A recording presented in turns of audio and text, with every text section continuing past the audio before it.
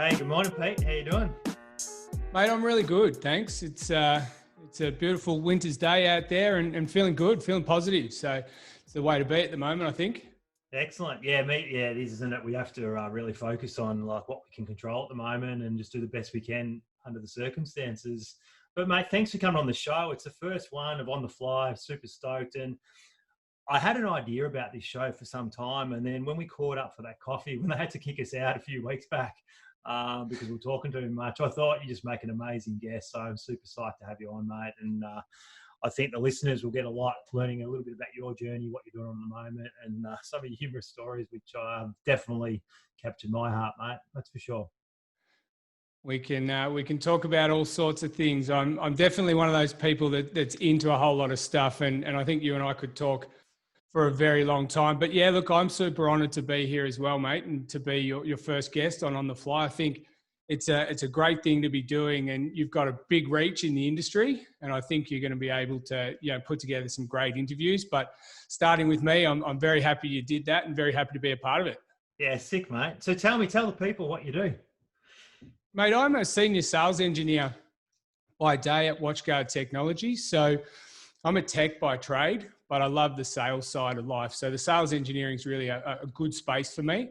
I like to be able to get involved with the sale and then also see the implementation happen. I'm very proud of the solutions that I put together. And so sales engineering for me is kind of that perfect fit. Day by day, that's what I do. I've been doing that for about 5 years at Watchguard. But outside of that, I do all sorts of things, mate. I'm into my training. I'm into health and fitness. I do Ironman triathlon. I've done last year I did a half distance triathlon, first one for the Ironman, and had an absolute great time doing that. And now I'm focused on doing that again this year in the middle of winter, training for that. So plenty going on in my life, mate. Yeah, awesome.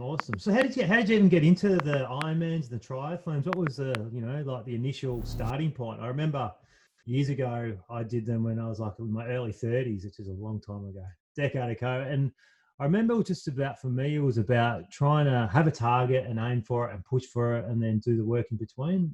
I don't know. What was it for you? Mate, I used to smoke a packet of cigarettes a day, which is quite an embarrassing thing to say. I met my wife, she wasn't a smoker, and she's a really good at kind of getting me to, rather than just telling me what to do, really trying to get me involved in how to do things. So her and a few of her friends, I think they set me up here a little bit. They decided to go and do a 14K running race down at the Great Ocean Road Running Festival. I'd never really run in my life at all. And I sat on the sidelines and watched them complete the race. And I said, I'm never doing that again. So after that, the next year I did the 14K. Year after that, I did the half marathon. And they all quit. They all stopped running and left me at it. And I just kept going. So I quit smoking because you can't run when you smoke. And then started getting into running. And then from that, I really just got a little bit bored with the distance running and ended up, we spoke about the half distance, the small distance sprint triathlons. Yeah. I love swimming, always have. So the swimming, the riding and the running for me just meant the training wasn't so monotonous. Mm-hmm. And, with what I do, that sedentary sort of lifestyle, I really found that just sort of grounded me a lot, gave me something to do outside of work. It gave me something to focus on. I'm an outdoors person naturally, but that really sort of got me outdoors and got that heart rate going, which I've noticed over the years has really kind of grounded my mental state. And I do notice now if I stop training, we're out here in the middle of winter. I'm in Gisborne and it gets pretty cold. And sometimes in the middle of winter, I do stop training. Yeah. And then, the anxiety starts to rise and a few other things sort of start to come to the surface. My wife will tell me to go back out for a run and it all comes good. So that's why at the moment I'm training pretty hard for the November 70.3 Ironman race if it happens, because in that winter I can, it's pretty easy to stop training. And for me, it's such an important part of my life to keep everything else going, to maintain just general stability. I'm not an unstable person. This just really helps, that grounding. Yeah, no, it's awesome. It's funny, isn't it? Like, when we're pushing in performance and in tech and driving, and it's a fast-paced industry, it's, you need something to come back to, I reckon, like that keeps you centered and grounded. And for me, I've used exercise in the past, and it sounds like you do something similar. I generally train first thing in the morning. 2 days ago, I woke up and I decided not to train. I thought, you know what? I'm not going to train this morning. I'm going to get on my computer and start banging out some work. And it just set my day up to not be as fruitful, enjoyable. I felt semi-depressed just because I hadn't got that endorphin hit. And I think at the moment, in the circumstances we're in Victoria, being in lockdown, it's, like you need to really be active and be disciplined around setting up those structures. And I think that's what, triathlons and Ironmans do so well for you. And you just need to show up and then go and do the work. So it's fascinating to hear you say around your mental stability, and I know you're not an unstable person, or we could just all say we could all just say that we're all fucking unstable, right? And no one really knows maybe no a one little bit, yeah, and no one really knows what's going on, especially at the moment. But it makes for an interesting conversation, but also, just that exercise, setting up your day and getting centered, especially for men, I think, and like in their 40s, I think strength training, something that I've found an enormous amount of benefit into. So, as they say, you got to use it or lose it. But I think given the industry that we focus on, the tech industry, I actually think it's even more important, right? Because generally there is some unhealthy lifestyles that can go with being inside on the computer all day, every day. I mean, if you're a programmer, that's a really hard slog. You're coding at your PC all day, every day, and then you sort of knock off at 5 o'clock and go straight into family mode with your kids or your wife or whatever. Having that sort of time to yourself is just, I think just really important. And you say you train in the morning. It works differently for everybody. I sort of squeeze it in when I can. Yeah. Sometimes morning suits, sometimes they don't. But I think that the routine, it's very similar to meditation, the same sort of thing. It's the consistent training. It doesn't have to be hard. It doesn't have to be going at it at your max capacity every day, but it's just got to be doing something. I had a day off 2 weeks ago. It turned into a week because I hadn't sort of rebuilt that training cadence that I required. And before I knew it, I hadn't done anything for a week because life got in the way. And so just the consistent work is really important. And that goes for anything that you're doing, not just training. Whether it's you're trying to improve your career, whether you're trying to write a book, it's consistency. It's not necessarily whether the output is always of your highest quality. Yeah. Consistency for me is what's the important part of just tackling those goals and getting to those next steps. Yeah, totally agree. Good points, mate. Great points. So you've been at Watchguard 5 years, right? I have indeed. So to give you a bit of a background of sort of where I came from, my lead into tech was never something that was really a decision. It was just a path that the world created for me. My dad's a precision engineer by trade. Yeah. We spent a lot of time as kids in the garage, riding motorbikes, building motorbikes. We're just tinkerers. We come from a family of tinkerers. But Dad always felt that computers were the way forward.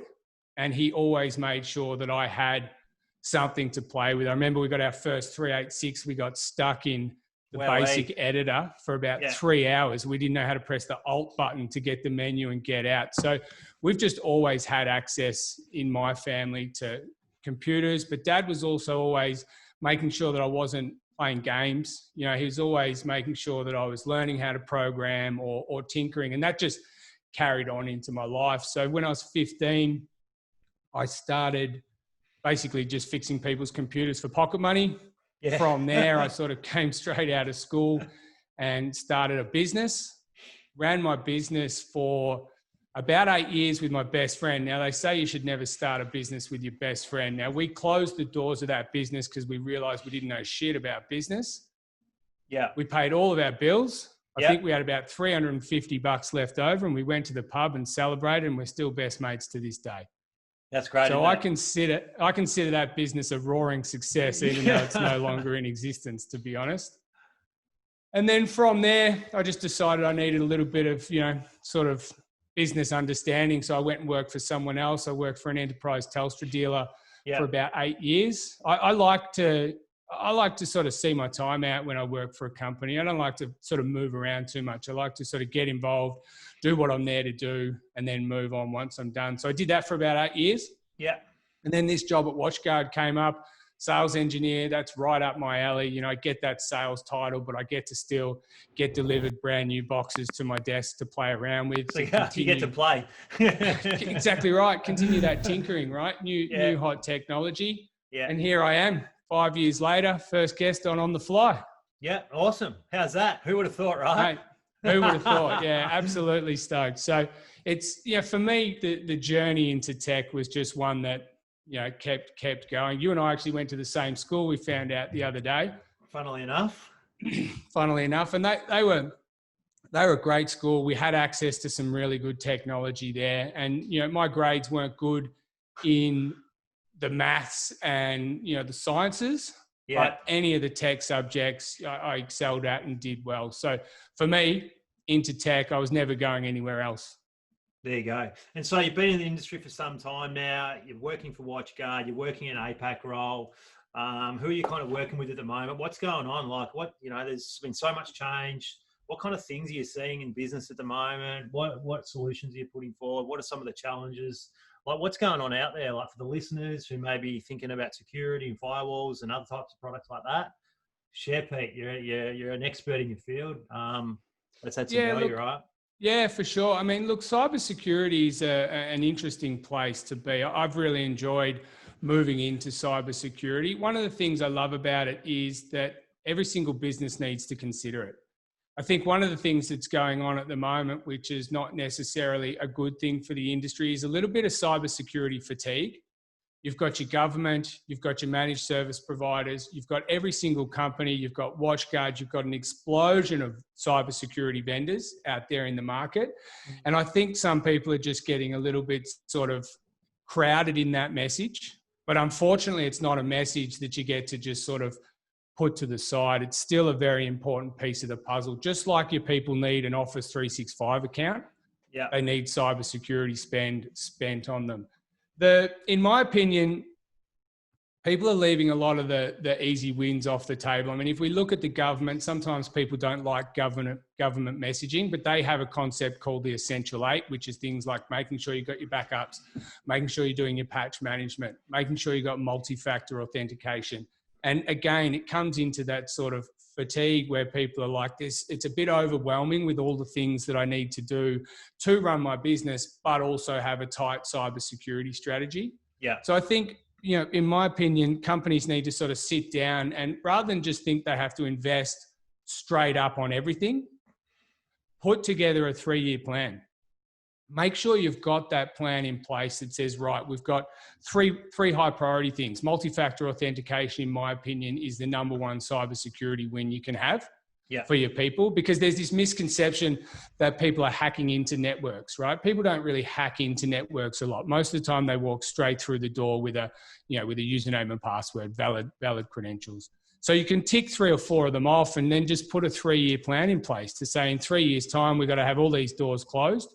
We've done the high priority ones and we can move on. So I think with all the information out there, making sense of what's important is important for businesses today. The other thing that I really think is just doing something. Again, a lot of companies sort of looking at managed service providers are all talking about cybersecurity. They're all talking about, backups. And these are all very important things, but you can't be seen to be doing nothing. A lot of the attacks that we're seeing at the moment, you're probably aware of the increase in attacks that we're seeing that the Australian government have been mentioning from a foreign state, basically, that are just sort of spamming Australia with a whole lot of attacks. If you're getting hit with these kind of broadcast the net attacks, you're doing something wrong. These are the easy ones. Most of the attacks flying out there are pretty easy to stop. So just do something. Get your firewall in order, get your authentication in order, and that's just not the Watchguard price. Get your backups in order, and you're going to be able to, do a very good job at cutting out these broadcasted attacks. Targeted attacks, very different to stop. They're going to go in, they're going to social engineer your receptionist, they're going to do some pretty crafty stuff. But honestly, most Australian businesses aren't going to be targeted for those cybersecurity attacks. So you can stop this pretty easy anyway. What do you mean social engineering the receptionist? What's that about? So social engineering is, the people think, when you hack into a network, it's all computer code and it's all just, dark corners with people wearing hoodies. But that's not the case, right? So social engineering is a huge piece of network hacking. Okay. Basically what they do is it's a person will pick up the phone, call into your receptionist, they'll call into somebody within the business, they'll pretend to be from a managed service provider. Someone might pick up the phone and say, "Hi, it's Brent Vale from Tectify. Just want to double check a few things. Your boss has asked me to log into your computer, but I've forgotten your password." Right. And if somebody's busy, right? If your receptionist is busy with 8 things going on, if the account lady's got bills coming out of her ass, they're going to make mistakes. And that's what that social engineering is. You're getting people who are basically doing a face-to-face, a human interaction to try and trick people to get your credentials. And once you've got credentials, whether they're admin credentials or not, you can get into networks and spin and pivot pretty quickly. So you have to make sure. That probably brings me to the other thing that I think is one of the most important things that companies need to do, and that is training their staff. So training their staff on what to look out for when it comes to phishing attacks, when it comes to social engineering attacks. There's nothing wrong if someone picks up the phone and says, "Hi, yeah, it's Pete from managed service provider Y. Just need to check." There's nothing wrong with just checking with your boss. "Hey, I've got someone on the phone here," that's going to then say, "No, we didn't order that. We didn't ask for that to be done." So diligence around training your staff is also a hugely important piece of this puzzle. We train people on diversity. We train people on making sure that, everything we're training people on, that IT security training needs to happen as well. And do you think there's enough people doing that training at the moment out there in the industry, in the marketplace? Or do you think there's an opportunity? Look, a couple of years ago, I thought there was probably a pretty good opportunity. I think what it comes down to is trusting who's providing the training. So there's plenty of companies that do it. Yeah. But are they doing it in a way that sort of, builds that trust between the staff? When you're teaching somebody an important lesson, whether it's IT, whether it's training, whether it's anything, that trust between the teacher and obviously the student is super important just in life. And so if you've just got a platform that is seen to be just another piece of training that staff have to do. I'm just doing this to tick the box. People are going to be looking for that next button to fly through it. They're going to be looking at ways that they can skip it.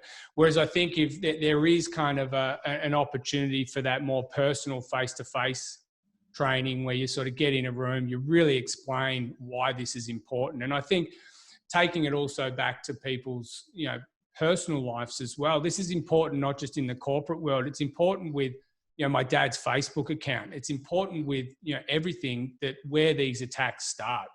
So people need to understand that in their consumer lives and not just their business lives, cybersecurity for their banking is important as well. So maybe the opportunity there is to do a bit more of a human-centered approach rather than a gamified approach that is just another platform into the HR system with videos that people don't really want to watch. Yeah, that's right.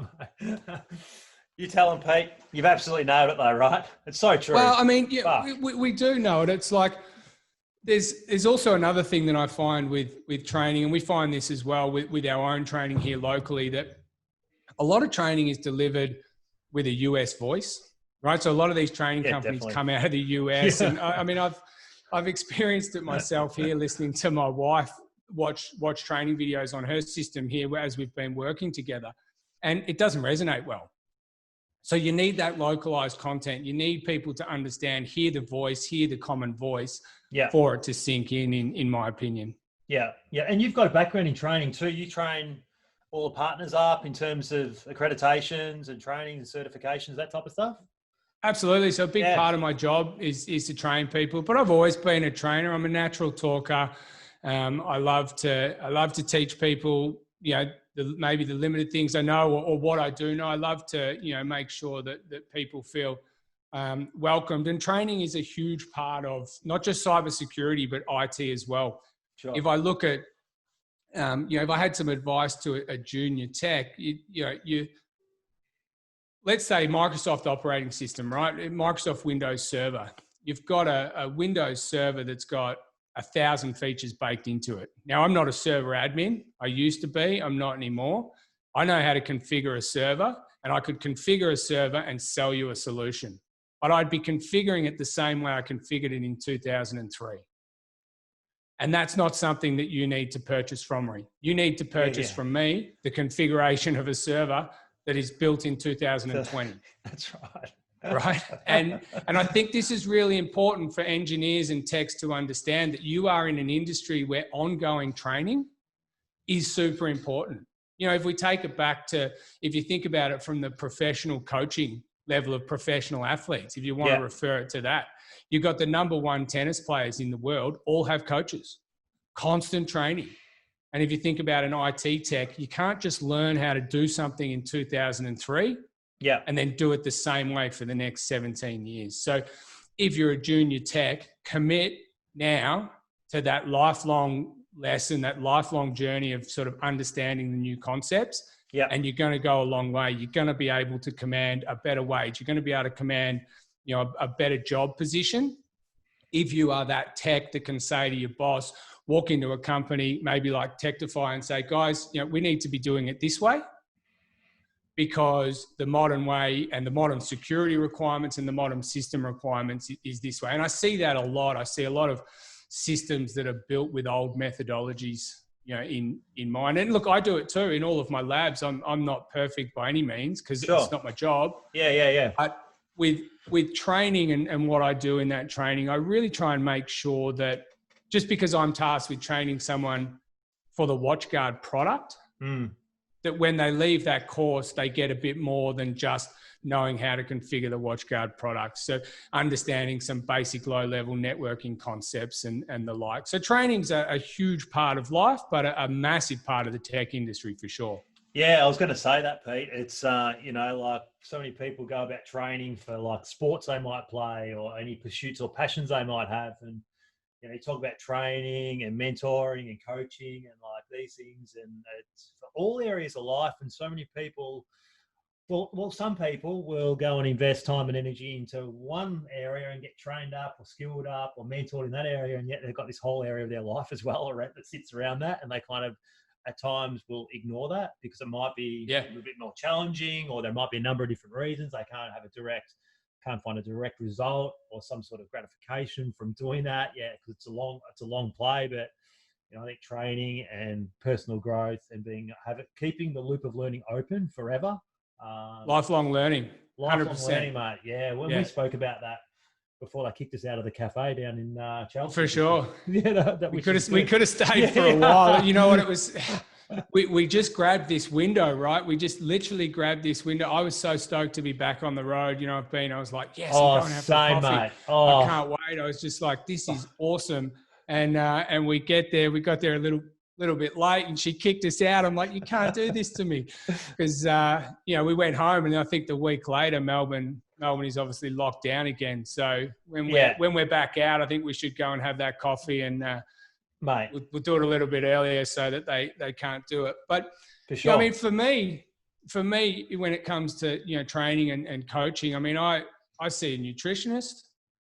I got a triathlon coach, and I'm not an elite athlete by any means, right? I carry too much visceral fat around my waist, I can assure you, but I enjoy it, and I know that I can't do it by myself. So, you know, in order to run my life to the level that I want, you know, I've got a nutritionist that helps me with my food choices because I'm terrible with Tim Tams and chocolates and all that sort of shit. Everyone's terrible with Tim Tams. For sure, man. They're so good. It's so good, especially when you dump them in the tea, right? You know, it's and there's so many flavors now. There's all these different types you can get, right? And lockdown's not helping them. Traditional Tim Tam for me, but so I've got a nutritionist. I see her, you know, once a quarter just to make sure that I've got someone guiding my food choices. I think food is another really important part. I mean, if you've got a bad diet, whether you're a tech, whether you're in sales, whether you're an athlete, if you've got a bad diet, if you're pounding 4 coffees before breakfast, then you go and have a massive carb breakfast, what's going to happen to you at 10 o'clock? You're going to crash. Right? You're going to crash. So, and I'm not saying to avoid carbs. We love food. I love pasta. But be smart around your diet choices. So I'm just a Watchguard sales engineer, and these are the people that help me run my life. I've got a bloody nutritionist, but it's important. Yeah, it's like you go and kind of like recruit a team around you. Like, so you set yourself and your mindset, all right, here's who I am. Here's my goals. Here's where I want to get to. And then it's like, okay, you put a support team around you, like kind of like an elite athlete would do. For sure. Absolutely. You know? I want to be elite at whatever it is I'm doing in life. I'm not quite sure what that is at some points, but you know, it is. Success is not something you do alone. You can't, you know, you're not going to be successful if you decide to, you know, want to just drive yourself and put yourself in a bubble and go forth. So I have the nutritionist. I have a bloody coach that gets me through the half Ironman races. Now, I'm not a competitor. Don't get me wrong. I'm not an athlete. I'm just a guy that wants to get out there and enjoy life, but he helps me get that done. Right. So, and then I've also got, you know, in my opinion, one of the best things you can do is I've got a mental health practitioner, and I'm a pretty stable kind of guy, but I go and see her, and I see her semi-regularly, and I sit down and I have a chat and I get to unload. And that for me is probably the best conversation I have, you know, once every 2 months. Just somebody who is completely outside of, you know, my world that can listen to what I'm talking about. And I really get a lot of value from that too. So I've sort of got these team of people around me that I use to just make sure that when I get up, I'm doing my job properly. When I, you know, go and meet people, I'm on point. And then when I do things, whether it's a triathlon, whether it's, you know, I've got, I live on 10 acres out here. So I'm let's call it a first generational small acreage hobby farmer for sorts. I don't know what the hell I'm doing, but you know, when I do things, I don't have to worry about some of the other stuff because I know that I'm not alone. Yeah, sure, mate. It's but what I love about that, Pete, is not only the type of person that you are, but it's all predicated on you initially putting your hand up and go, you know what? I don't know everything. I'm not an expert. I don't need to be right on anything, and I need help. And so then you look outward for sure to get the help to help you get to where you want to get to, right? And you can't do it alone. You can't do it alone. And I think one message for the listeners is just to accept straight up, you don't know everything. You can't do whatever you're trying to do alone.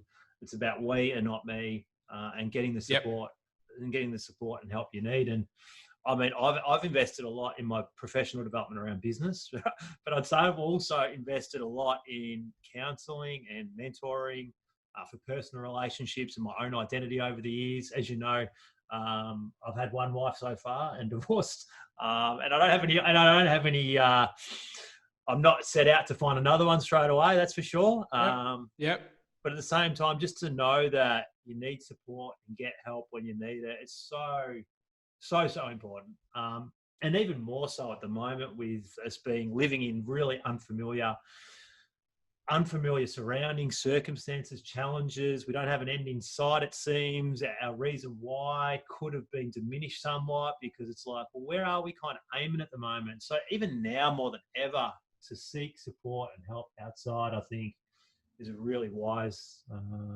definitely wise decision. For sure. And I mean, and look, I mean, you and I, it's, you said before, like, you know, I'm in my late 30s, you're a little bit older than me, but not too much. I wouldn't count it out yet, mate. But, you know, it's for the men, it's really important as well. You know, women naturally will be a bit more talkative with people. It's important for everybody at the moment, but I think men's mental health and opening up and talking is a massive part of it. And I would just say that to any listeners out there, if anyone ever wanted to reach out to me, if anyone ever needed anything, you know, I'm always here to talk about things because the important step is opening up, and you're the same kind of guy. You're never going to knock someone back that's going to say, hey, I'm struggling. But if people are, you got to have that conversation. And this world right now, as you say, plenty of people are spending a lot more time at home. Plenty of people are spending a lot more time with their families, which can be really stressful. I mean, you can be somebody that loves your family. If you look at my life, for instance, right? So for the last 5 years, I've traveled heavily. Mm-hmm. So I've moved around a lot. I've spent a lot of time in Adelaide, a lot of time in Perth, 3 overseas trips a year. And so I get my downtime. I get my time away from the beautiful life that I have here. And you know what? I'm going to be honest, man, I've missed it. I have missed it. that was something that I used to like. I'd get a night in a hotel, sitting there with a glass of wine, kicking back on the bed, watching a bit of Escape to the Country or whatever it might be that I want to watch it at that time. And I've really missed that. And I'm one of the lucky ones. I've got a beautiful relationship at home, and I don't think there's anything wrong with saying that. So to anyone else that's listening as well, go and take some time out. Go and say to your family, you know what, I'm going to go for a walk. I'm going to sit in the park for 2 hours, maybe close my eyes and meditate or whatever it is that's going to give you that release. Yeah. Take it. No one's gonna have a crack at you for doing that. Yeah, definitely, mate. Definitely. Tell me now, Pete. You've got a hobby farm? I do, right? As I said. I like to say first generation farmer that has absolutely no idea what he's doing. I know what you're leading into there. I think I know the story that. Well, that you want me to, of course you know the story. But tell the listeners about your hobby farm. What type of animals you've got on there, where it's located, and then one of your favourite animals, a little bit of a story about that, and how it's inspired you to do a half Ironman, right? Isn't that the reason why? Because you could only go in straight lines? Actually, that is the case. So, yeah, I mean, that's another reason why I got into the running. So, all right, where would I start? How does a guy from Hampton end up with a hobby farm, movies family out to 10 acres? I'm an outdoors person. The fact that I ended up in computers, I could have been a Sparky pretty easily as well. But, I found myself always wanting to have a farm. So when I met my wife, I sort of said, there's a couple of conditions to this matrimony, right? I want to have 2 kids, really important to me. I do want to have kids. Yeah. I want to have a farm and I want to own a boat.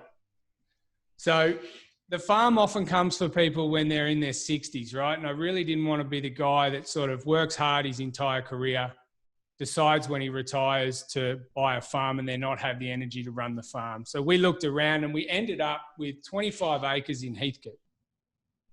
So we had 25 acres there where I started my farming journey. I didn't know anything about animals. The most I knew about animals was a small little terrier, looked like a Shih Tzu, right? Love you to bits.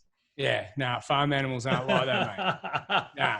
Farm animals aren't like a dog. So I learned very quickly in my career of farming that sheep are heavy. Really heavy. How much do they think those things weigh? How much are they? How much do they weigh? I wouldn't... 100 kilos for a big, I don't know. Yeah, I'm just making that up. Just heavy. Yeah, really heavy. And when you're standing there next to a guy who shoots kangaroos and shears sheep for a living, and he's telling you to go and grab one, and you're this city bloke with, keyboard hands, it's a pretty funny experience. Man, you should have seen me trying to catch this ram sheep and this guy. But the story you wanted me to tell was about the lesson that I learned, that you don't drink alcohol and mess with farm animals. It's not like having a few beers and having a rough and tumble with your dog, right? It's literally very different. So I went up the back one day with my cousin. I think I'd had a whole bottle of red wine. I was pretty messy at this point in time. I said, have you ever touched an alpaca? You feel they're real soft, they're cool. And so this baby was there and I thought that'd be easy. We can catch that, no problem. So I went to grab this baby alpaca. And so I've grabbed it on its sort of hind quarters to just sort of grab it, thinking it'd sort of come with me and I could just give my cousin a friendly pat. No way, man. This thing sort of bucked and kicked and I've got it. I'm a bottle of red down and the mum alpaca just storms me out of nowhere, rears up like a big horse and starts trying to stomp me. At that point, this couldn't be a bigger comedy of errors. I stumble backwards, not wanting to let go of its baby, still trying to get my cousin that pat of the alpaca, roll my ankle in a rabbit hole and blow out my knee. So I'm on the ground, still trying to hold this baby alpaca. Mum's trying to stomp me. My cousin, my wife and his wife are all laughing their head off at me. And eventually I let go and everything sort of settles down. But that was a real lesson that farm animals aren't to be messed about with. Right? They can really do some fucking damage. And I was embarrassed. I was sore and we had a good laugh about it after. But, it's just another journey of life. It's just another one of those life lessons and I've never done it again. never try to catch that alpaca again, I can assure you. You never will. Yeah, no, you never will. Alpacas, I don't love them.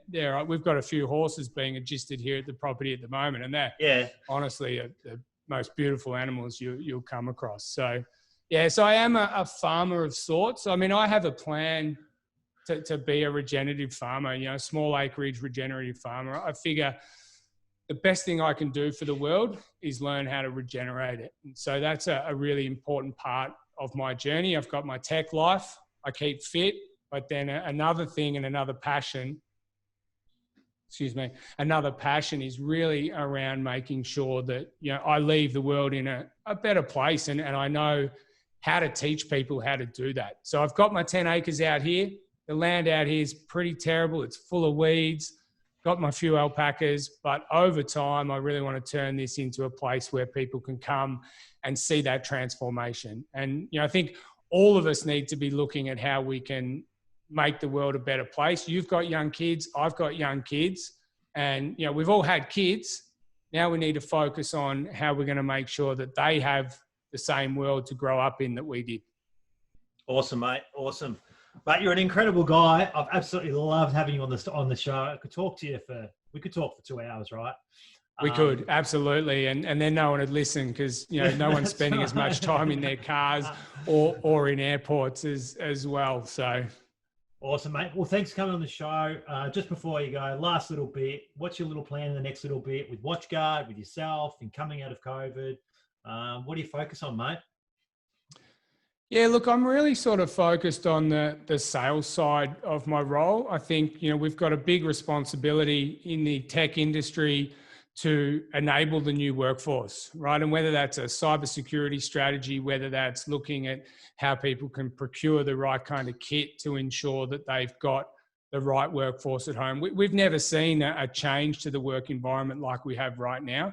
So really my focus is, I think a lot of people are, how do I say this? A lot of people are a little bit loath to reach out to sales team because they think they're going to get that hard sell. I see my role as a sales engineer to teach people and maybe offer solutions that can help people lower that budget, right? So how do we keep our cybersecurity strategy on point when we've got less money to spend?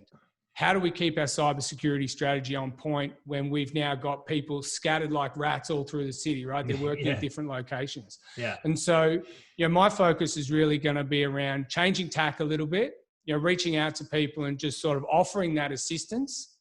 Forget what I'm going to sell at the end of it. Forget if I'm going to sell a little bit less kit or whatever, as long as the solutions are right and helping Aussie businesses, right? Because we've all got to ride this recession together. Yeah. And I think it's important that we do that as a team. So for me, the next few years, it's at the moment I'm at Watchguard, which is great. Everything's going well. We've got a responsibility here. We sell solutions that mobilize workforces. So I'm taking that responsibility important. Ultimately, where am I going to end up, mate? I'm a guy with just heaps of passions. So I love people. Yeah. I'd really like to get involved with a bit more about people. If I can get into a space one day down the track that helps people get out of bed and get motivated, that's where I think I want to end up. But right now it's about just helping Australia get through this recession with how I can reduce costs and keep people secure, because my job is to make sure that people's businesses remain operational and profitable and they don't get hacked into by some shithead sitting in some country somewhere else that doesn't know the impact of what they're doing. Yeah, sure. You're the best in the business, Pete. Great to have you on the show, mate. Been unreal. Have a good day. All right, brother. We'll talk soon. Mate, yeah, thanks very much for having me. Please, I've loved every minute of it.